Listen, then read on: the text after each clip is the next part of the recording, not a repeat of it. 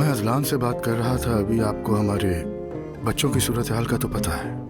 हाँ बिल्कुल, मुझे भी बहुत अफसोस हुआ सुनकर, लेकिन आप बिल्कुल फिक्र ना करें। दुआ और अजलान एक दूसरे से बहुत मोहब्बत करते हैं, वो कभी अलग नहीं हो सकते। इंशाल्लाह ऐसा ही हो। घर तोड़ना कोई आसान नहीं होता। हाँ वैसे भी इनका घर तो बहुत मुश्किल से बसा है। हाँ ऐसा ही हुआ है। जाहिर है दोनों के दरमियान फर्क तो है। आप भी खाला होने के नाते दुआ की बहुत मदद कर रही हैं, अजलान ने बताया मुझे। मैं बस अपने ख्यालात का इजहार करती हूँ।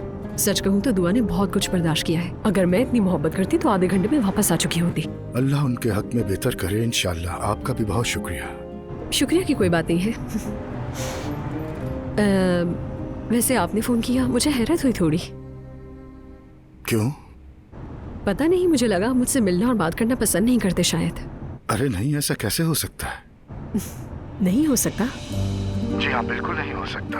आप मेरी बहू की खाला हैं और हमारी रिश्तेदार, और उन दोनों का साथ भी दे रही हैं। अच्छा हुआ मैं ब्लैकलिस्ट में नहीं हूँ आपकी। अगर मेरी किसी बात या रवैये से आपको ऐसा महसूस हुआ तो मुझे अफसोस है। आपकी दोस्ती मेरे लिए कीमती है, मैं इसे खोना नहीं चाहती, बस इसीलिए कहा। मेरे लिए भी। देखें, ऐसा करें, चाहें तो मुलाकात कर लें। क्यों ना हम साथ लंच करें? बच्चों के हवाले से भी बात हो जाएगी। ठीक है, फिर मिल लेते हैं। तो मैं कल 1 बजे की रिजर्वेशन करवा देता हूँ। ठीक है, तय हो गया। चलें, ओके, अल्लाह हाफिज। Bye bye.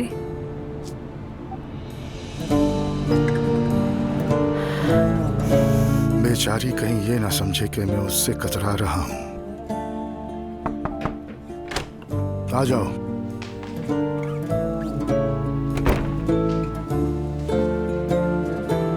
अब्दुल्ला सर, गाड़ी तैयार है, आ जाइए।